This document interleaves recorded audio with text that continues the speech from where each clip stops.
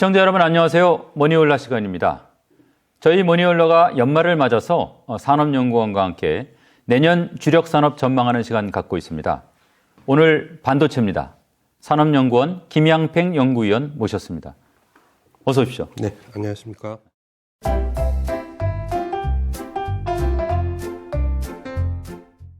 먼 길 오시느라고 고생하셨습니다. 네. 먼저 올해 수출 상황 간단하게 정리하고 한번 시작할까요? 네네. 이제 반도체가 올해 상반기까지는 수출이 계속 고조세를 유지를 하고 있었고요. 예. 이제 3분기 접어들면서부터 하락세로 조금 전환이 되기 시작했습니다. 네. 그리고 4분기에는 그 하락폭이 더 커지면서 지금 큰 차이로 반도체 수출이 전년 동기 대비 많이 떨어지고 있는 상황이 지금 현재이고요. 예. 그리고 지금 이제 수출 금액으로 봤을 때는 전년 대비 올해 초부터 사실 큰 폭의 상승이 계속 이어지고 있었습니다. 예. 지금 표에서 보시면은 그래프가 이제 본 그래프는 그 떨어진 폭이 그렇게 크지 않은데 우리가 증감률을 봤을 때는 전년 대비 상당히 큰 폭으로 떨어져 있는 부분을 알 수 있습니다. 네. 따라서 지금 반도체 수출이 많이 힘들어졌다라는 표현들을 많이 하시는데 실제적으로 반도체 수출액을 봤을 때는 지난 11월까지 수출액이 1,200억 달러를 넘어섰습니다. 1,200억 달러라면은 작년도에 우리 수출이 이제 최고 기록을 경신하면서 1,279억 달러였습니다. 네. 따라서 12월 달에 이제 뭐 100억 달러 가까이 내지는 지금 하락폭이 있기 때문에 80억 달러까지도 보고 있는데 그 정도만 수출이 이어져도 사실상 전년 동기 대비 뭐 조금은 플러스가 될 수 있고 그것은 다시 말해서 지금까지의 수출액 중에서는 가장 이제 최고액을 기록할 수 있다라고 보여지는 게 올해 수출 현황입니다. 수출액으로는 신기록을 세울 수 있는데 네. 이게 증감률이 문제군요. 그렇죠. 이제 코로나 이후에 좀 수출이 감소될 것이라고 예측했지만은 그 예상을 깨고 계속 높은 수준의 이제 증가율을 보였었고요. 올해 상반기부터 계속 이제 20%, 30%씩 매월 증가를 하고 있었습니다. 따라서 이제 하반기에 접어들면서 떨어지는 폭이 그렇게 또 더 많이 크게 보인다고 볼 수 있습니다. 아무래도 이게 반도체가 우리 제조업에서 차지하는 비중이 굉장히 큰 거죠. 네네. 수출에서 차지하는 비중도 당연히 클 테고. 네, 맞습니다. 어느 정도 됩니까? 예, 현재 이제 우리나라 전체 제조업에서 반도체가 차지하는 비중을 봤을 때 생산의 기준으로는 지금 2008년도에 3.2%에서 현재 약 9%까지 성장을 했고요. 예. 그 중에서 이제 우리가 부가가치로도 비율을 보는데 그 부가가치는 5.7%에서 현재 16% 수준으로 크게 증가를 했음을 알 수 있습니다. 예. 따라서 우리 제조업에서 약 10%의 생산액을 뒷받침하고 있는 게 반도체다. 그렇게 보시면 되고요. 앞서서 말씀하신 것처럼 수출에서 차지하는 비중, 그 부분이 이제 더 크게 나타나죠. 반도체가 우리나라에서 만들어진 반도체의 대부분은 수출이 된다고 보시면 됩니다. 네. 현재 수요 산업이 국내에 많이 없기 때문에 대부분이 수출이 다 되고 그만큼 이제 앞서서 제조업 전체 생산액보다 더 큰 비중을 수출액에서 차지하고 있습니다. 최근에 이제 작년까지 보더라도 19%, 약 20%를 차지하고 있기 때문에 현재 반도체가 우리나라 제조업과 그리고 수출, 경제 전체를 견인하고 있다라고 해도 과언이 아닐 정도의 그런 비중을 차지하고 있습니다. 이게 저희가 100원어치 수출하면은 20원은 반도체네요. 예, 그렇게 보시면 되는 거죠. 이제 이러다 보니까 최근에 이창양 산자부 장관이 며칠 전에 신문 그 포럼에서 반도체 산업은 정말 놓칠 수 없다. 이렇게 이제 말씀을 하셨는데 이 한마디에 좀 많은 게 들어있는 것 같아요. 네네. 사실 물건만 잘 만들어서 되는 상황은 아닌 게 좀 걱정이긴 한데 또 어떤 측면에서는 이제 국제정치학적으로 미국의 이제 패권 유지 전략 이런 차원에서도 저희가 이 반도체는 좀 민감한 그런 품목이 아닌가 싶은데 먼저 그 미국 정부의 대정부 반도체 수출 통제라고 할까요? 그 강화 움직임을 한번 좀 정리를 해봤으면 좋겠습니다. 일단 이제 미국과 중국과의 그런 무역 분쟁에서부터 사실 그게 무역 분쟁이 먼저인지 아니면 기술 분쟁이 먼저인지 앞치르게 뒤치를 합니다만은 그 과정에서 제일 눈에 도드라지게 나타난 게 반도체고요. 예. 그리고 중국은 반도체를 자체 개발을 하려고 하고 있고 미국은 이제 자체 개발을 막고 그리고 말씀하신 그런 수출 부분이나 그런 부분까지 통제를 하려고 하고 있습니다. 왜 그런 일들이 벌어졌냐면은 이제 중국이 WTO 가입 이후에 예전에 산업 그 구조가 바뀌면서 전자산업으로 바뀌고 그리고 글로벌 다국적 기업들이 중국에서 공장을 짓고 여러 가지 제품을 생산을 이제 하게 되었습니다. 예. 그러는 과정에서 원유라든지 반도체를 수입을 해서 제품을 생산을 하게 되는데 2013년 이후에는 원유보다 이제 반도체 수입 금액이 더 커지게 된 거죠. 예. 예. 그렇게 많이 반도체를 수입을 하는데 실제적으로 중국 기업이 반도체를 생산하는 것은 그 당시만 해도 거의 제로였고요. 네. 지금도 직접 생산하는, 그러니까 중국 현지 기업이 생산하는 반도체는 세계 시장의 1%도 점유율이 미치지 않을 정도로 아주 미미합니다. 따라서 중국 정부는 반도체를 자체적으로 개발을 하려고 노력을 하고 그럼으로써 그런 이제 무역 적자를 해소를 하고 그다음에 첨단 제품을 개발하고 하려는 거고요. 그러면서 이제 경쟁력이 더 커지게, 경제 규모도 커지고 경쟁력도 강화가 되니까 미국은 그 부분을 본격적으로 이제 규제를 하는 거죠. 그렇게 규제하는 방법에서 이제 중국의 첨단 기업들에 대한 규제를 개별 규제도 하고요. 그리고 반도체 제조 장비라든지 이런 부분들에 있어서 미국의 기술을 가진 그런 기술이 포함된 장비 이런 부분에 중국 수출은 뭐 허가를 받아야 된다든지 그런 얘기도 하게 되는 겁니다. 그 과정에서 이제 지난 8월 달에 미국의 반도체법이 나오면서 구체적으로 그 품목들이라든지 그런 이제 사양까지 정하게 된 거죠. 그러다 보니까 현재 만들어지는 첨단 반도체는 중국에서 생산을 불허한다라는 이제 방향이 정확하게 정해졌고요. 미국의 논리는 반도체는 첨단 무기라든지 뭐 이런 부분에서도 사용이 되기 때문에 국가 안보적인 차원에서 미국이 그걸 제재할 수밖에 없다라고 얘기를 하고 있는 상황입니다. 반면에 중국은 앞서 말씀드린 것처럼 반도체를 직접 생산하지 않는 한 계속 그쪽 부분에서 누적 적자가 쌓이고 그리고 마찬가지로 그런 첨단 다음에 차세대 산업 발전을 위해서는 반도체가 꼭 필요하기 때문에 저렇게 미국이 규제를 하고 있어도 열심히 반도체를 자체 생산하려고 노력하고 있는 그런 상황입니다. 미국 정부가 며칠 전이죠. 15일자 보니까 뭐 중국 기업 수출 통제 대상 36곳을 추가를 했는데 보니까 네네. 그중에 25곳이 반도체하고 뭐 인공지능 관련된 곳이더라고요. 이게 결국은 말씀하신 이제 미국의 그런 세계 전략 그런 걸 하나하나 뭐 관철시켜 나가는 과정이라고 봐야 되겠죠. 네, 맞습니다. 이제 특별히 반도체나 AI 같은 경우가 차세대 산업을 주도할 그런 이제 핵심 부품이고 핵심 기술이다 보니까 미국 입장에서는 그러한 부분에서 중국이 경쟁력을 갖게 되는 것을 강력하게 지금 견제를 하고 있는 것이다. 그렇게 보시면 될 것 같습니다. 그러다 보니까 이게 이제 삼성하고 이제 SK 하이닉스가 중국에 뭐 대규모 생산 공장을 갖고 있지 않습니까? 네. 그게 이제 어떻게 되는지가 좀 사실 이래저래 걱정인데 네. 지금 중국 생산 비중은 어떻게 됩니까? 지금 정확하게 이게 뭐 기업 아무래도 기밀이다 보니까 밝혀지지는 않았는데 SK 하이닉스가 삼성전자보다는 비중이 조금 더 높다라고 지금 대부분 추측을 하고 계시고 그래서 SK 하이닉스의 약 40% 그리고 삼성전자의 약 30% 정도는 되지 않을까라고 외부에서 보고 있습니다. 이게 당장 이제 뭐 일시적으로 유예를 받기는 했지만은 결국은 삼성이나 SK 하이닉스도 어쨌든 뭐 중국의 비중을 줄일 수밖에 없는 그런 상황인 거죠.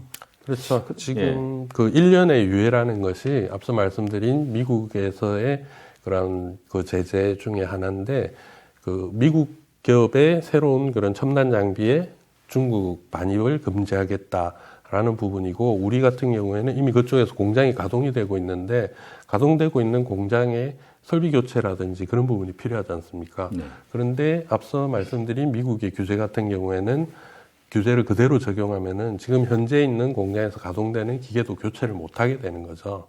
그러니까 지금 뭐 수명이 다 된 기계라든지 아니면 고장이 나서 교체를 해야 된다. 그런데도 그 기준보다 고도의 기술력이면은 장비를 반입을 못 하니까 당장 공장을 가동 멈춰야 되는 그런 사태도 벌어질 수 있고요. 그런데 거기에 반해서 1년의 유예라는 것은 1년 정도는 그 정도 수준까지는 용어해 주겠는데 그 다음에는 이제 그것도 불허하겠다라는 거기 때문에 이제 1년 이후에는 아마 그 수준 이상의 기술이 들어간 소위 말하는 첨단 제품을 중국에서 생산하는 것은 어려워지지 않을까 그렇게 보여지는 겁니다. 그래서 보니까 뭐 생산 시설 이제 일부 판매를 하면서 입찰을 하는데 처음에는 뭐 중국 업체 제외 안 했다가 보니까 우리 업체로 제안을 하고 뭐 그런 게 아무래도 이제 뭐 1년 유예를 떠나서 좀 그런 상황에 대해서 좀 눈치를 좀 보는구나 뭐 그런 생각을 좀 했는데요. 이게 이제 결국은 이 반도체 생태계에서 미국의 어떤 그 장악력을 높이고 그걸 위해서 이제 보니까 뭐 아무래도 뭐 일본이나 한국이나 대만이나 이런 나라들을 미국 입장에서는 끌어들이고 그래서 이제 뭐 칩포 동맹이다 뭐 이런 용어까지 등장했던데요. 네. 자, 상황이 이제 거기까지 온 것 같아요. 네. 이런 그 미국의 전략에 대해서도 좀 설명 좀 해주십시오. 예, 지금 이제 올해 초부터 치포 동맹이라는 단어가 상당히 주목을 받기 시작했었고요. 그 전에 이제 치포 동맹 뭐 용어 자체가 없었다고 부정을 하기는 어렵지만은 이 동맹이라는 그 단어에 대해서 좀 너무 쉽게 표현이 되지 않았었나라고 보여집니다. 실제적으로 이제 우리가 치포 동맹이라고 해버렸을 때는 거기에 들어가 있는 네 나라가 뭉쳐서 정말 그 나라들만 뭔가 하려고 하는 그런 것까지 생각을 할 수 있는데 지금 현재 미국의 움직임은 그런 움직임이라기보다는 미국의 반도체 산업에 특히 이제 공급망을 많이 강조하고 있지 않습니까? 미국에서의 그런 반도체 공급망을 안정화시키기 위해서 세계의 반도체 제조 기술 능력이 있거나 경쟁력을 가진 국가들과 지금 계속 접촉을 하고 그리고 뭔가를 진행을 하고 있습니다. 실제적으로 이제 유럽과 첨단 반도체 그 EU와 첨단 반도체 제조 협약을 맺었었고요. 예. 그리고 최근에 신문 기사에도 나왔지만은 일본과도 첨단 2나노 반도체를 공동 개발하겠다 그런 내용들이 있었습니다. 예. 그리고 뭐 대만이나 한국 같은 경우에는 그 바이든 대통령의 조금 이제 강압이 있었다고 볼 수밖에 없겠지만은 결국 미국의 공장을 이래 투자를 해서 짓고요. 예. 이런 식으로 이제 미국 중심으로 미국이 개별 국가들과 접촉을 하고 이런 움직임이 많이 강화가 됐고 그 부분을 보다 보니까 뭐 그리고 세계에서 반도체를 실제적으로 만들 수 있는 기술을 가지고 있는 나라가 그 나라들 이외에는 없거든요. 그렇기 때문에 그런 용어가 나왔다는 것 같은데 뭐 그것보다는 말씀드린 것처럼 미국이 미국 중심으로 지금의 반도체 생태계 그 부분을 전반적으로 다시 뭐 예전에 원래 미국에서 반도체가 개발됐고 반도체 생태계 중심이 미국에 있었는데 지금은 이제 글로벌하게 그게 퍼졌죠. 그래서 우리가 GVC 얘기도 많이 하고 반도체 생산을 위해서는 그 GVC를 잘 활용을 해야 된다라고 했었는데 미국이 다시 그걸 회수를 한다고 해야 될까요? 결국 미국 중심으로 그런 생태계를 다시 꾸려나가고자 하는 그런 움직임이 강화되고 있다. 그렇게 보시면 될 것 같습니다. 그래서 이제 뭐 우리 이창양 장관도 보니까 상당히 좀 표현이 조심스럽더라고요. 네. 이제 논의하고 있다. 뭐 이 정도의 이제 표현을 한 것 같은데 중국도 좀 아무래도 의식하지 않을 수는 없으니까요. 이런 상황에서 한국은 도대체 어떤 전략으로 맞서야 되는 거예요? 그게 이제 상당히 어려운 부분인데 네. 계속 그 전략에 대해서 사실 우리가 뭐 최근에만 얘기가 있었던 게 아니고 수년 전부터 계속 논의가 되어 왔었습니다. 그럴 수밖에 없는 것이 반도체의 그 발명한 것도 미국이지만 그 덕분에 원천 기술도 다 미국이 가지고 있고요. 지금 중국을 제재하는 방식이 결국 자기들의 원천 기술을 가진 그런 제품은 미국 기업이든 외국 기업이든 중국에다 수출을 금지시키겠다라는 게 실제적으로 지금 통하고 있고요. 그런 상황에서 우리나라는 그럼 어떻게 반도체를 만들고 있느냐라고 봤을 때 결국 우리나라도 미국의 제조 장비가 없이는 반도체 공정 중에서 멈출 수밖에 없는 그런 공정이 있습니다. 네. 따라서 미국과의 협력이 없이는 우리나라 반도체 산업 자체가 상당히 곤란한 상황에 놓인다는 것이죠. 그게 첫 번째고 두 번째는 이제 우리의 소비 시장. 앞서서 제가 우리 반도체는 생산되는 양의 대부분이 수출된다고 했는데 약 한 80-90% 이상이 수출되고 있습니다. 그리고 그 수출되는 양 중에서 직접적으로 30-40%가 중국으로 가고 있고요. 네. 그리고 홍콩 등을 경유해서 가는 것이 또 한 20% 되는 것으로 추정되고 있습니다. 따라서 우리의 반도체 수출량의 50-60%가 중국으로 수출이 되고 있기 때문에 사실상 중국이라는 그런 수요 시장이 없어진다면은 우리 반도체 산업이 또 어려움을 겪게 되는 거죠. 그러니까 우리는 생산 면에서 미국, 소비 면에서 중국, 이 두 중요한 이제 그런 국가들 그 관계를 맺고 있는 것이고요. 여기서 이제 우리가 어떤 노선을 취해야 되느냐, 전략을 가져가야 되느냐에서 많은 분들이 극단적으로 말씀하시더라고요. 자, 그럼 우리는 미국 편이야, 중국 편이야. 예, 그 둘 중에 하나를 잡지 않으면은 어떻게 된다, 내지는 한쪽에 서면은 어떤 반대쪽에서 어떤 위협이 있을 것이다라고 극단적으로 그렇게들 보시는데, 사실상 제가 보기에는 그렇게까지 우리가 고민을 할 필요도 없는 것이, 우리나라가 일단 가지고 있는 반도체 경쟁력이라는 게 메모리 반도체고, 전 세계 메모리 반도체 시장의 약 70%, 60, 70%가 우리나라 기업들이 만들어서 생산하고 판매하는 제품들입니다. 따라서 거꾸로 우리나라가 메모리 반도체를 생산하지 않을 경우에는 미국이나 중국이 또 곤란해진다는 거죠. 네. 예, 그래서 우리가 어느 쪽에 서서 뭐 어떤 노선을 가야 된다, 그리고 어떤 쪽에 가면은 어떤 쪽으로부터의 그런 공격이 있을 거라는 거는 그냥 아주 뭐라 해야 되죠? 그렇게까지 고민하지 않아도 될 부분이 아닌가. 지금처럼 우리가 가지고 있는 메모리 반도체 경쟁력, 이걸 가지고 계속 나가기만 해도 충분히 양쪽에 크게 눈치를 보지 않고도 지나갈 수 있다라고 저는 봅니다.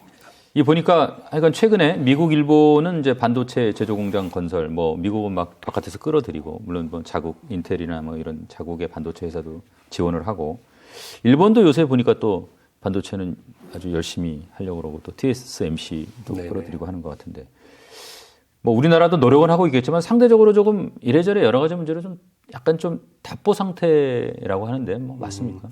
이제 답보 상태로 보일 뿐이라고 저는 봅니다. 그렇습니다. 예, 왜 그러냐면은 지금 미국에서 저렇게 대대적으로 움직임이 보인 것, 그리고 일본 말씀하신 뭐 대만의 TSMC까지 끌어들인 것, 그리고 유럽도 자금률 20% 높이겠다고 그렇게 외국 기업들한테 특별법까지 만들어서 세제 혜택이랑 얘기를 하고 있는데, 그게 올해 다 일어난 일이란 말이죠. 네. 그런데 우리나라는 지난 이제 19년부터 해서 20년 사이에 그 시스템 반도체 특별법이랑 K 반도체 전략, 그걸 발표를 하면서 그때 이미 삼성전자는 평택에, 그리고 SK 하이닉스는 용인에 그렇게 클러스터를 각각 만들기로 시작을 했었고, 이미 평택에는 많이 진행이 돼 있고요. 예. 그리고 이제 답답했던 용인의 그 문제도 드디어 해결이 돼서 공장 단지를 구성하기 시작했죠. 예. 그러다 보니까 우리는 이러한 일이 이제 글로벌적으로, 세계적으로 그런 움직임을 보이기 전에 먼저 움직이고 있었기 때문에 우리가 추가로 뭘 한다는 게 눈에 보이지 않을 뿐이에요. 예. 이미 우리는 시작을 하고 있었고, 국내에서 뭐 평택과 용인 있고, 그리고 SK하이닉스가 청주 공장에도 이미 올해 초에 예. 공장 확장을 시작을 했습니다. 그래서 우리가 답보적인 상태로 보인다는 것은 그 시차 문제 때문에 보이는 그거지, 실제적으로 우리 기업들은 더 빨리 움직이고 있었다, 저는 그렇게 봅니다. 예. 네. 다만 그러면 이제 지금 좀 문제가 되는 건 이제 경기 상황 예측이 좀 그렇죠. 그래 뭐 좋지 네. 않으니까 이제 투자하는 입장에서는 조금 그게 걸릴 수도 있겠군요. 네, 맞습니다. 이제 이런 문제를 뭐 이제 해결해 보겠다고 이제 뭐 반도체 특별법, 뭐 K칩스법이라고 하더라고요. 네. 이게 이제 아무래도 이제 뭐 국회 문턱을 넘어가야 되는데 크게 뭐 두 가지 갈래로 추진이 되어 왔던 것 같은데, 이제 최근에 뭐 인력 확보라든가 이런 관련 법안은 뭐 소관 상임위를 통과를 한 것 같아요. 근데 이제 세금 지원이라든가 뭐 여러 가지 이제 지원 문제를 다루는 법은 이게 뭐 예산안에도 좀 밀리고, 그래서 또 여야 정부 입장이 조금 또 다르고 해서 이거는 좀 약간 좀 추진이 잘 안 되고 있는 것 같은데 이게 어떻게 되고 있습니까? 이제 반도체 특별법이라는 것이 지금 벌써 얘기가 나온 지가 한 2, 3년이 돼가고 있습니다. 처음에 반도체 특별법이 나왔을 때는 이러한 세계 정세에 바뀌는 거에 맞춰서 이제 우리나라도 반도체 산업을 더 강화를 시켜야 된다. 그리고 우리나라는 반도체 제조 국가이기 때문에 실제적으로 그 제조하기 위한 생태계 강화, 그 부분에 초점을 둬서 처음에는 발의가 되기 시작을 했었습니다. 그렇게 시작을 했는데 지금 와서는 이제 뭐 미국이나 유럽, 대만도 반도체 특별법을 발표를 하고, 그러다 보니까 우리도 그들의 이제 경쟁 국가에 버금가는 그런 재정적인 지원이라든지, 그리고 미국과 일본은 실질적으로 보조금까지 지급을 하고 있으니까요. 그런 수준으로까지 우리가 좀 지원을 해줬으면 좋겠는데, 우리나라 반도체 산업에 대한 이해가 전반적으로 이게 삼성전자나 SK하이닉스 이 두 기업만 보고 대기업이 하는 그런 산업이라는 게 대다수의 국민들의 인식인 것 같습니다. 그리고 정치를 하시는 분들도 많이 그렇게 생각을 하시고요. 그러다 보니까 대기업이, 그리고 뭐 삼성 같은 경우는 현금 보유고도 많다고 하지 않습니까? 저런 대기업이 하는 산업을 정말 국민의 세금으로 지원을 해줘야 될 필요가 있는가라는 부분이 아마 논의가 많이 되고 있는 부분일 것 같은데, 실제적으로 반도체 산업이라는 것은 최종 제품 만드는 두 개 대기업뿐만 아니라 제조 장비 기업이라든지 소재 기업, 이런 기업들은 다들 중소기업들이 지금 운영을 하고 있는 것이고요. 그리고 지금 말씀드린 반도체가 우리나라 수출의 20%를 차지하고 있는 이 상황에서 만약에 우리가 뭐 대기업이 하고 있으니까 지원을 하지 않아도 돼, 그렇게 계속 밀어붙였다가 그 두 기업이 힘들어지고 정말 우리나라 수출에서 반도체가 차지하는 비중이 거의 사라졌을 때, 뭐 아주 극명하게 예를 들면은 핀란드의 노키아 같이 그렇게 됐을 때 우리나라 반도체 산업은 그때는 누가 책임을 지냐는 거죠. 그래서 지금 이제 생각하시는 부분들이 정말 어떨까라는 그런 게 일단 전체적인 의식의 전환이 좀 필요한 것 같고요. 두 번째는 지금 반도체 산업의 규모는 예전에 그런 작은 규모가 아니고 상당히 커져 있습니다. 무슨 얘기냐면은 반도체 제조 공장을 하나 짓기 위해서는 뭐 최소 200억 원 정도의 돈이 200억 달러니까요. 2조 원의 돈이 든다고 하니까 2조 원이 중소기업이 감당할 수 있는 금액은 아니지 않습니까? 그렇죠. 그러면은 결국 그렇게 큰 투자는 대기업이 해줘야 되는데, 우리 이런 뭐 세제 혜택이라든지 이런 부분에서 대기업을 움직이지 못하게 한다면은 더 이상의 투자나 발전에 대해서 아무래도 조금 더뎌질 수밖에 없는, 그리고 또 하나는 앞서 말씀드린 외국에서의 그런 세제 혜택이나 그런 부분들이 기업 입장에서는 국내 공장을 짓느냐 외국의 공장을 짓느냐라고 선택의 기로에 놓였을 때, 뭐 기업이나 주주 입장에서는 아무래도 이윤이 많이 나는 곳으로 가야 되지 않습니까? 거기에 밀리지 않아야 된다라는 측면에서 지금 K반도체법에서 뭐 내용도 좀 더 강화가 됐으면 좋겠고 하루빨리 통과가 됐으면 좋겠다고 생각을 합니다. 사실 뭐 미국이 왜 자국 영토 내에 반도체 생산 시설을 직접 갖고 싶어 하는지, TSMC가 없는 대만, 삼성이 없는 한국은 뭐 어떤 걸지에 그렇죠. 대해서 우리가 좀 깊이 생각해 볼 필요 있을 것 같습니다. 네, 맞습니다.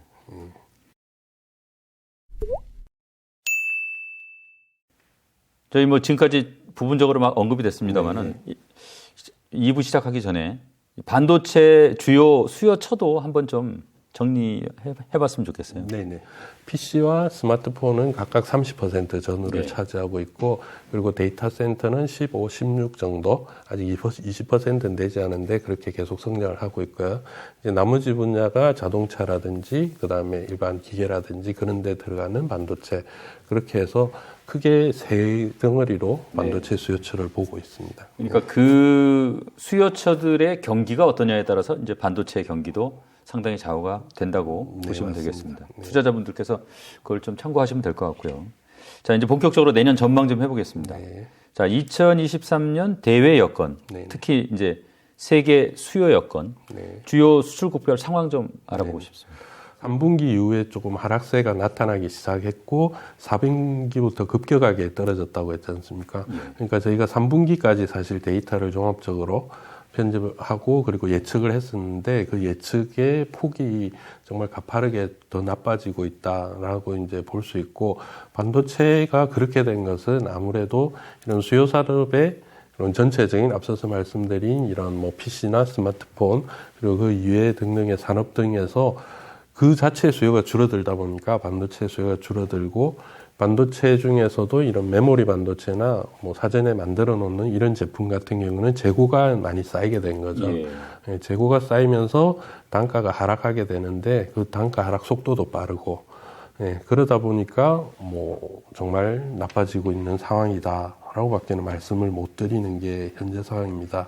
우리 반도체의 이제 수요처, 이제 우리나라 얘기로 돌아가서 보시면은 앞서 말씀드린 것처럼 중국향이 뭐 50% 이상으로 보셔도 무방하고요. 나머지가 이제 베트남이나 말레이시아, 동남아시아 국가들 그리고 미국 그렇게 이제 주요 수출 지역으로 나눌 수가 있습니다.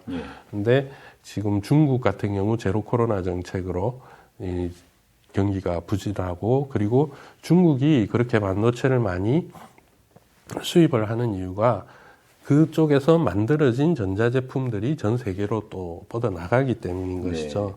그래서 실제적으로 중국에서 뭐 전 세계 PC라든지 스마트폰, 디스플레이 이런 분야에 뭐 평균적으로 약 50% 이상이 만들어진다고 하다 보니까 첫째, 글로벌 경기가 안 좋아서 중국에서 만들어서 세계로 나가는 제품이 줄어들었다. 둘째는 말씀드린 중국의 제로 코로나 정책 등으로 중국 내수 시장이 또 얼어붙었다. 그런 부분들이 영향을 다 미치고 있고 그것이 해소되지 않는 한 중국의 수출은 쉽게 이렇게 회복되기가 어렵다라고 보면 될 것 같고요. 그리고 최근에 이제 수출 그 양이 비중이 높아지고 있는 베트남의 경우는 아시다시피 삼성전자의 중국 공장, 그 스마트폰 공장이 지금 베트남으로 이전을 했지 않습니까? 그러면서 우리의 수출이 베트남 수출이 늘어났는데 그 삼성전자에서 만들고 있는 제품의 또 수요가 어떻게 되느냐 그걸 봤을 때 뭐 글로벌 경기가 안 좋은데 그것만 좋을 이유도 없는 거고요. 그러다 보니까 뭐 국가별로도 최근에 상승할 수 있는 여력이 있는 국가가 사실 잘 보이지 않는다라는 것이 현재 상황으로 보여집니다. 일단 2023년은 좀 구름이 많이 꼈군요. 네네. 뭐 그렇다고 하면 이제 어떻습니까? 뭐 관련은 돼 있을 텐데 내년 그 생산 전망. 네. 뭐 아무래도 이제 국내에서도 만들고 해외에서도 만드니까 네. 나눠서 한번 좀 살펴봤으면 좋겠습니다. 네, 일단 국내 생산 같은 경우는 뭐 우리나라는 해외 생산을 하고 있는 것이 사실 삼성전자나 SK하이닉스나 둘 다 중국에 있는 공장뿐이고요. 그리고 삼성전자의 미국 공장은 파운드리 공장이기 때문에 그쪽에서 파운드리에 있어서의 생산에 큰 변동은 지금 현재 없는 것으로 보여집니다. 다만 우리가 만들고 있는 메모리 반도체는 국내랑 중국 두 군데를 봐야 되는데 삼성전자는 지금 이 불경기 속에서도 인위적인 감산은 없다라고 이미 선언을 했고요. SK하이닉스도 분위기가 조금씩 바뀌면서 최근에 아무래도 감산을 해야 되겠다라고 감산 결정을 발표를 했죠. 그러다 보니까 중국이나 뭐 국내 공장 둘 다 아무래도 삼성전자가 유지되고 SK하이닉스가 줄어든다라는 범위 내에서는 좀 줄어들 수밖에 없고 생산 규모로 봤을 때 작년도에 이제 삼성전자의 총 생산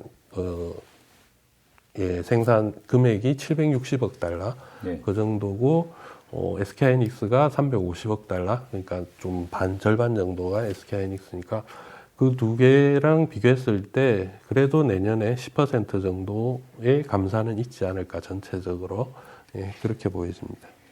국내 수요 같은 경우에는 뭐 감소 요인이 더 많겠지만 그렇다고 뭐 증가 요인이 또 아예 없을 건 아닙니까? 그렇죠. 좀 한번 나눠서 한번 정리해 볼까요? 일단 국내 수요는 오히려 늘어난다고 보셔야 될 겁니다. 그게 좀 특이한데 이렇게 크게 반도체를 사용하는 산업의 수요가 줄어든다고 했지 않습니까? 그런데 우리나라 국내에서는 그 반도체를 활용해서 어떤 제품을 만들고 하는 큰 공장이 사실 지금 거의 없습니다. 그러다 보니까 말씀드린 것처럼 생산한 제품의 80, 90%를 수출하고 나머지 이제 10%가 내수로 돌아오고 나머지는 또 수입을 하고 오히려 그런 상황인데 수입하는 제품들은 뭐 차량용 반도체라든지 아니면은 이런 통신용 반도체 그리고 AI라든지 그리고 다른 이제 첨단 산업이라고 하죠. 그런 부분들에 있어서 개발하는 그리고 운영하는 데 필요한 반도체들입니다. 그래서 국내 수요 자체는 수입하는 분까지 포함해서 오히려 조금 더 늘어난다고 보셔야 될 것 같습니다. 어떻게 보면 제일 중요한 질문인데 이 산업연구원에서는 이제 내년 그러면 수출 전망은 어떻게 하고 계십니까? 저희가 보고서를 낸 시점은 10월 말이었고 당시 기준으로는 약 10% 전후의 감소를 예측을 했었습니다. 따라서 이제 저희가 다른 수요 산업이랑 같이 계산을 해서 마이너스 9.9% 정도의 감소라고 예측을 했었는데 지금 분위기가 더 나빠졌기 때문에 말씀드린 것처럼 그것보다 수출은 더 줄어들지 않을까라고 예측하고 있습니다. 뭐 상황이 이게 언제부터 좀 후전이 될지 참 궁금하네요. 수출 뭐 증가 요인, 감소 요인 네. 나눠서 한번 정리 좀 해주십시오. 네, 일단 수출이 증가되기 위해서는 아무래도 지금 떨어지고 있는 단가가 좀 올라주는 것, 그리고 소비가 늘어나야 되는 부분인데, 그 두 개를 다 뒷받침해 줄 수 있는 부분이 현재 이제 내년부터 보급이 될 예정인 DDR5입니다. DDR5는 D램의 얘기를 하는 것인데, 지금 현재 많이 사용되고 있는 것이 DDR4고, DDR5로 넘어가면서 전력이라든지 그런 부분에서 20-30% 정도 개선이 될 겁니다. 네. 그러면은 이제 데이터 센터라든지 그런 기업들이 그 센터를 운영하기 위해서 드는 비용과 비교했을 때 이걸 교체하는 것이 훨씬 이득이 된다라면 아무래도 교체를 하게 되겠죠. 네. 그래서 이제 내년 상반기 1분기 중에 인텔에서 그 DDR5를 사용할 수 있는 서버용 CPU를 지금 출시할 예정입니다. 따라서 그 제품이 출시가 되고 나면은 아무래도 전체적인 단가도 조금 올라갈 것이고 수요가 회복될 수 있는 그런 기미가 보이고요. 또 하나는 이제 계절적인 이제 시기적인 요인으로 보셔야 될 겁니다. 앞서서 말씀드린 것처럼 지금 단가 하락이라든지 이런 부분이 지속이 되다 보면은 어느 정도 하락한 부분에서 그리고 지금까지 비축해 놓은 재고가 어느 정도 수요자 입장에서 수요 기업이 재고가 소진되고 나면은 단가 하락한 시점에서 다시 매입을 하게 돼 있죠. 이제 그런 시점이 되면은 또 조금의 이런 반등이 오지 않을까라고 보이는 게 그나마 수출이 증가할 가능성을 열어두고 이제 보는 부분이고요. 뭐 하반기일 가능성이 혹시라도 뭐 그게 벌어진다면 좀 크죠. 예. 아무래도 이제 상반기까지는 그런 지금의 흐름대로 가다가 이제 그렇게 조금 반등할 수 있는 기회는 아무래도 하반기 쪽으로 보셔야 될 것 같고요. 그리고 감소 요인 같은 경우는 지금과 같은 이런 얼어붙은 경기가 계속 가는 거죠, 아무래도. 그러면서 이제 IT 기기의 수요자들, 그러니까 우리 같은 일반 소비자들의 이런 교체 시기가 더 길어지고 있다. 물론 제품의 성능이 좋아지고 그리고 뭐 신제품이 나와도 불필요한 성능이 많을 경우에는 굳이 교체를 안 하는 그런 것도 있습니다만은 이런 소비 심리가 악화되다 보니까 버리지 말고 한 번 더 쓰자 또 그런 것도 이어서 가지 않습니까? 예, 그런 게 아무래도 이런 물가가 올라가고 금리가 높아지고 하다 보니까 사람들이 그런 쪽으로 더 많이 가게 되는 것 같습니다. 네, 그 부분이 아무래도 감소 요인으로 지적할 수 있을 것 같습니다. 내년 내수 또 생산 전망은 어떻습니까? 국내에서 실제적으로 대규모의 뭐 반도체 수요라기보다는 이런 자동차라든지 다른 산업에서 필요한 반도체 그런 부분들은 실제적으로 좀 수입을 많이 해서 사용을 하고 있고요. 그러다 보니까 그런 내수의 내수는 계속 뭐 마찬가지로 앞서 말씀드린 것과 마찬가지로 내수 자체는 감소하기보다는 증가한다고 보셔야 될 것 같습니다. 특히 이제 SSD 같은 경우 우리 첨단 제품으로 수출 비중도 높아지고 금액도 높아지고 있었는데 거기에 들어가는 반도체 그것도 내수로 봐주셔야 될 거고요. 예, 그리고 뭐 AI라든지 IoT 소위 말하는 그 첨단 산업 그리고 특히 자율주행 자동차 지금 전기 자동차가 많이 보급이 되고 있는데 그 다음으로 나올 자율주행 자동차 등에서도 반도체가 많이 사용될 예정이기 때문에 거기에서 내수가 아무래도 조금 괜찮지 않을까라고 보고요. 그런데 내수를 반도체 내수 같은 경우는 다른 산업과는 조금 차이가 나는 게 계속 말씀을 드리지만은 다른 산업 같은 경우 뭐 자동차라든지 다른 소비 제품들은 국내 사람들이 정말 실소비하는 그런 부분이지만은 반도체는 그 실소비 부분은 아니라는 거 그런 부분을 한번 확인해 주셨으면 합니다. 그리고 감소 요인은 그럼에도 불구하고 전체적인 이런 뭐 수요가 감소하는 부분은 어쩔 수 없다라는 걸 말씀을 드리고 싶습니다. 그 정도고 생산의 경우에는 생산도 마찬가지로 앞서서 말씀을 드렸습니다만은 반도체 제품으로서 만드는 기업이 삼성전자랑 SK하이닉스가 이제 대표적인데 그 두 기업이 이미 생산 계획을 발표를 했지 않습니까? 그러다 보니까 그 생산 계획에 그대로 간다면은 내년에 조금 소폭 줄어들 수도 있고 계속 이렇게 해서 지금 같은 하강 국면이 가파르게 이어진다면은 삼성전자도 인위적인 감산은 없다고 했지만 사실 조금 변화될 수 있는 바뀔 수 있는 여지는 아직 남아 있습니다. 따라서 삼성전자까지 생산 감산을 발표를 하게 되면은 내년에 생산은 뭐 국내라든지 중국이라든지 둘 다 줄어들 수밖에 없다 그렇게 보고 있습니다. 예, 이제 부문별로 쭉 한번 봤는데요. 그래서 이제 종합적으로 반도체 산업 전체적인 수급 전망 이거 한번 이제 정리하고 그다음 질문으로 넘어가겠습니다. 일단 우리나라 반도체 이제 뭐 수요와 공급 측면에서 먼저 말 그대로 수요를 말씀을 드리면은 국내 내수의 경우는 수입한 제품들의 사용이 늘어나고 그리고 실제적인 소비 자체에 대해서는 크게 변화가 없다라고 보시면 되고 그리고 이제 해외 수출 부분 그 부분도 우리의 반도체 생산한 부분이 나가는 거니까요. 그 부분을 봤을 때는 글로벌 경기가 회복되지 않은 지금 상황 이 지속이 된다면은 사실 내년도 전망을 수출 전망을 그렇게 좋게 볼 수가 없습니다. 앞서 말씀드린 것처럼 뭐 10% 이상의 수출 하락이 지금 예상이 되고 있는 상황이고요. 이제 뭐 수출을 전체적으로 봤을 때 우리나라가 전체 수출이 1,000억 달러를 돌파한 것이 2019년도 한 차례 있었고 이제 작년이랑 올해랑 그렇게 한 3번 정도가 됩니다. 근데 지금 현재 말씀드린 것처럼 1280억, 90억 원래는 올해 1400억 달러를 넘을 수 있을 것이다 라는 거 예측을 했었죠. 그 원래라는 건 상반기. 4, 4분기에 근데 급격하게 이제 상황이 그렇죠. 안 좋아진 거군요. 네. 그렇게 안 좋아지면서 지금 그게 내년도에도 이어질 것이다라는 이제 그런 좀 안 좋은 전망을 할 수밖에 없는 그런 안타까운 상황이고요. 뭐 그래도 내년에 1,000억 달러는 유지가 되지 않을까라는 이제 생각을 하고 있습니다. 그러면은 1,000억 달러라는 게 사실 우리가 지금 크게 두세 번 이렇게 수출이 뛴 시점이 있다 보니까 작아 보이는데 지금 말씀드린 것처럼 우리가 1,000억 달러 넘어선 게 불과 한 이때까지 반도체 우리나라 산업 역사상 몇 번 있질 않았어요. 최근 두세 번이기 때문에 실제적으로 전체적인 이제 흐름을 볼 때는 수출을 완만하게 우상향하고 있는 그런 상황에서 그 중에서 부침으로 이제 내년에 좀 떨어진다. 그렇게 큰 그림으로 보시면 그렇게 보셔도 될 것 같습니다. 그리고 생산의 경우는 아무래도 수요가 줄어들고 재고가 쌓이는 게 많다 보니까 두 기업이 생산에 대해서 지금 좀 조심해서 접근을 하고 있고 SK하이닉스는 먼저 감산을 한다고 발표를 하고 삼성전자는 그럼에도 불구하고 유지를 하겠다라고 얘기를 했죠. 이제 삼성이 이제 생산 유지하는 거 그런 경영적인 판단도 그렇죠. 있지만 네.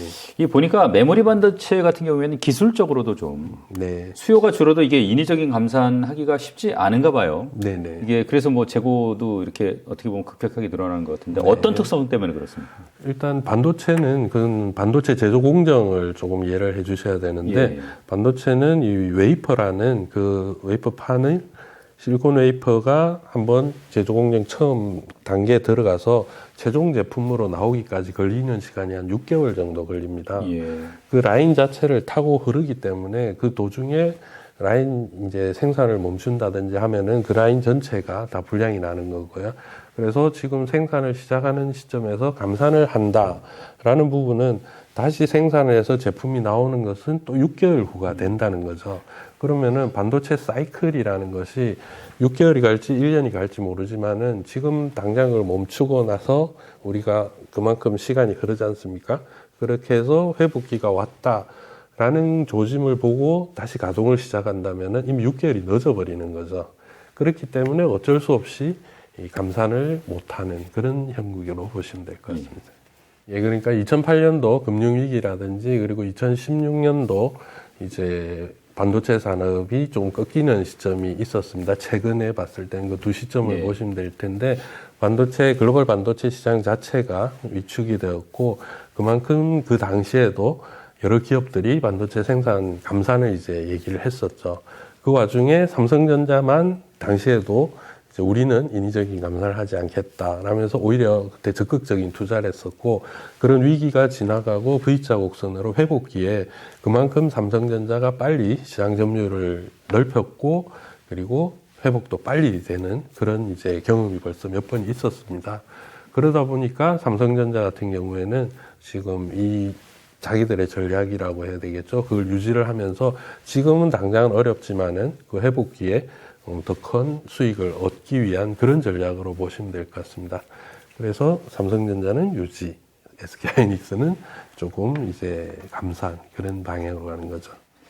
삼성이 이제 파운드리 분야에서 고전을 한다. 또 TSMC하고 이 격차가 좀 더 벌어지는 거 아니냐 이런 이제 걱정을 하는 분들도 네. 계시는데 위원님은 요 삼성의 파운드리 산업 전망 어떻게 네. 보고 계십니까? 이 부분도 제가 이제 앞서서 몇 번 말씀드린 것처럼 다른 분들과의 조금 시각이 다를 수가 있는데 저는 삼성이 정말 너무 지금 잘하고 있다. 오히려 네. 그렇게 얘기를 해주고 싶습니다. 왜 그러냐면은 TSMC라는 기업을 우리가 좀 알아야 되는데 세계에서 반도체 그 파운드리라는 비즈니스 모델을 처음 만들어낸 것이 TSMC고요. 예. 그때가 1987년도였습니다. 네. 그리고 우리나라 삼성전자가 디램 생산을 시작을 한 게 1983년에서 86년도에 첫 제품이 나오고 그 정도로 비슷한 시기에 이제 대만에서의 TSMC는 파운드리, 삼성전자는 메모리 반도체로 예. 출발했죠. 그러니까 반도체 전체 업력은 비슷하다고 보셔도 될 겁니다. 그렇게 TSMC는 파운드리를 키워왔고 삼성전자는 2017년도에 본격적으로 파운드리 산업 진출을 선언을 했죠. 예. 그러니까 메모리 반도체 업체는 종합 반도체 기업이라고 원래 파운드리 사업을 조금씩은 할 수가 있습니다. 메모리 반도체를 만들다가 이제 남은 그 공정에서 조금씩은 할 수 있지만 실질적으로 파운드리를 전념으로 하겠다고 선언한 게 이제 그 부분만 따로 얘기한 게 17년이니까 결국 삼성전자가 지금의 파운드리의 저런 기술력을 갖추는데 온 기간은 뭐 5년? 물론 그 앞도 조금 있겠지만은 예. 본격적인 부분을 지금 5년이고요. TSMC는 35년을 한 기업입니다. 그러다 보니까 이런 생태계 구성이라든지 시장 장악력이라든지 기술력이라든지 아무래도 삼성전자보다 앞서갈 수밖에 없겠죠. 예. 네, 그리고 이제 규모의 경제 면에서도 TSMC는 시장 점유율이 지금 한 5, 60% 되고 삼성전자는 한 17% 정도, 약 3배 이상의 지금 차이가 나고 있는데 뭐 그 부분까지 우리가 한 번에 커버를 할 수는 없을 거고요. 거꾸로 TSMC가 지금 메모리 반도체를 만들기 시작해서 과연 삼성만큼 할 수 있을까요? 절대 그럴 수는 없거든요. 그런 면에서 삼성전자가 선방하고 있다는 부분을 먼저 좀 칭찬을 해주고 싶고, 그 다음에 드리고 싶은 말씀은 그런 기술력의 격차라든지 한두 해의 이런 시장 점유율의 변동에 너무 민감하게 반응할 필요가 없다는 거죠. 반도체 산업은 좀 장기적으로 봐야 되는 거지. 지금 시장 점유율이 우리가 그 TSMC는 조금 늘어난데 우리는 밀렸다 해본들 사실 1, 2% 차이거든요. 네. 그 1, 2% 차이를 1년 사이에 변화가 있었다고 해서 우리가 그렇게 밀리고 있다라는 거는 좀 아닌 것 같고, 다만 기술적인 면에서 삼성전자가 전체적인 기술 면에서 좀 밀리는 거는 사실인 것 같아요. 이제 4나노 공정이라든지 4나노는 이제 메인 그 소비자는 TSMC가 다 가져가 있고요. 그리고 3나노 공정은 지금 삼성전자가 먼저 양산을 시작했기 때문에 그만큼 먼저 개발한 만큼의 메리트가 있어야 되는데 아직 그 부분도 눈에 띄지 않고 3나노 공정의 시장이 만들어지지도 않았고 이런 상황이기 때문에 그런 첨단 공정에서 좀 더 경쟁을 할 수 있는 뭐 더 앞서서 좀 노력을 해줬으면 삼성전자가 그런 마음입니다. 우리 저 삼성 이재용 회장이 네. 2019년이었던 것 같아요. 네네. 2030년까지 이제 시스템 반도체 세계 1위를 달성하겠다. 그래서 그때 2030 비전 해가지고 막 선포도 하고 그랬었는데 이게 뭐 순조롭게 진행이 되고 있다고 보세요? 어떠세요? 일단 시스템 반도체 세계 1위라는 거에 대해서 또 좀 고민을 해봐야 되는데, 우리가 시스템 반도체라는 게 무언가 봤을 때 예전 같으면은 비메모리 반도체를 시스템 반도체라고 했고, 비메모리 반도체라면 메모리 반도체 이외에 뭐 CPU라든지 GPU, 통신칩 뭐 등등을 이제 비메모리 반도체라고 했고, 지금은 그걸 시스템 반도체라고 하고 있습니다. 예. 그리고 또 하나는 최근에 시스템 반도체 얘기가 나오는 게 지금까지 말씀드린 파운드리, 그리고 팹리스까지 시스템 반도체라고 하는데, 그 두 개를 시스템 반도체라고 이제 같이 얘기하는 이유가 앞서 말씀드린 비메모리 반도체는 팹리스에서 설계를 하고 파운드리에서 생산을 하게 됩니다. 그러다 보니까 그 팹리스 업체만 비메모리 반도체 업체로, 그리고 기업 뭐 데이터라든지 통계에서 예전엔 다 나왔었는데 최근에 파운드리의 부족 현상, 그리고 TSMC의 약진이 워낙 두드러지다 보니까 파운드리도 이렇게 주목을 받게 된 거죠. 앞서 제가 이 말씀을 길게 드리는 이유가 뭐냐면은 삼성전자에서 시스템 반도체 1위를 달성하겠다라고 하고 난 이후에 제일 많은 질문이 뭐냐면 TSMC와 삼성전자. 삼성전자의 파운드리가 정말 TSMC를 넘어설 수 있느냐라는 질문으로 돌아버리더라고요. 왜 그러냐면은 TSMC가 세계 1위를 할 때 삼성전자는 세계 2위를 했거든요. 그러다 보니까 삼성전자에서 시스템 반도체 1위를 할 것이다란 말은 파운드리 1위를 할 것이다 라고 사람들이 이제 짐작을 한 것이죠. 근데 저는 넓은 개념이군요. 예, 그 자체가 이미 조금 잘못 생각들을 하시지 않았는가. 삼성전자 반도체 그 파운드리가 세계 2위는 맞습니다, 분명히. 그런데 앞서 말씀드린 것처럼 시장 점유율 자체가 TSMC는 60% 이상이고 삼성전자는 당시에 이제 17%라고 발표를 했었죠. 그런데 그 17% 안에 삼성 내부 거래가 9% 정도 됩니다. 그러니까 대외적인 세계 시장 점유율은 이제 뭐 6% 정도? 그 정도밖에 안 되는 거죠. 그런 규모로 시장 점유율 60%의 기업과 10년 만에 그걸 뛰어넘는다라는 자체는 뭐라 해야 될까요? 쉽지 않다고 표현하는 것도 조금 부족할 정도의 뭔가, 그런데 그래도 2위니까 1위를 갈 수 있다라는 이제 그거에 초점을 많이들 두신 것 같아요. 그래서 파운드리만 놓고 볼 때는 사실 그렇게 쉬운 일은 아니다라고 말씀을 드리고 싶고요. 그러면은 또 뭘 생각을 해볼 수 있냐라는 건데, 말씀드린 것처럼 시스템 반도체는 여러 종류가 있습니다. 그러니까 지금 앞서 말씀드린 뭐 CPU도 시스템 반도체가 될 수가 있고, 그리고 NPU라고 지금 AI 반도체, AI용 반도체죠. 정확하게는 AI 기술에 적용되는 반도체에 들어가는 NPU라는 제품도 있고요. 뭐 기타 등등의 여러 제품이 있는데 그 중에서 삼성전자가 기술력을 지금 가지고 있는 것은 이미지 센서 분야입니다. 이미지 센서가 옛날에 디지털 카메라나 지금 뭐 스마트폰에도 다 들어가고 있는데 이 이미지 센서가 지금 세계 시장 점유율 1위를 하고 있는 것은 소니고요. 시장 점유율 2위는 또 삼성전자입니다. 그런데 기술력인 면에서는 삼성전자가 지금 결코 소니에 뒤지고 있지 않고요. 그만큼 이제 삼성전자 이미지 센서 기술력은 우수하다고 볼 수 있습니다. 따라서 이 분야는 2030년까지 충분히 따라잡을 수 있다고 저는 보고 있습니다. 그랬을 때 시스템 반도체 중에서 이미지 센서는 1위로 갔으니까 시스템 반도체 1위 달성했다라고 충분히 할 수 있어요. 그러니까 시스템 반도체를 통으로 보면 안 된다는 게 제일 먼저 드리고 싶은 말씀이고, 두 번째는 그 개개적인 이제 제품으로 봤을 때 충분히 가능성 있는 제품들이 여럿 있다. 지금 말씀드린 이미지 센서도 있고요. 그 다음에 이제 AP 같은 경우 퀄컴에 많이 밀려 있습니다만은 다시 삼성전자가 그 분야에 투자를 좀 더 할 계획으로 알고 있습니다. 그렇게 했을 때는 뭐 결과는 두고 봐야 알겠지만은 충분히 지금 AP 시장에서도 퀄컴의 그런 스냅드래곤의 기술력을 따라갈 수 있는 제품이 별로 많이 없는 상황이기 때문에 충분히 삼성전자가 갈 수도 있고요. 뭐 그런 종합적인 면으로 봤을 때 이제 삼성전자의 1위는 뭐 진행 자체는 순조롭게 되고 있다라고 봐도 되지 않을까 그렇게 생각합니다. 사실 뭐 생각해 보면 참 얼마나 잘하고 있습니까? 이제 더 잘했으면 하는 그런 그렇죠. 이제 기대가 섞여 있어서 이제 그런 얘기들을 하는 것 같아요. 예. 오늘 하여간 반도체 관련해서 여러 가지 말씀 고맙습니다. 네. 감사합니다.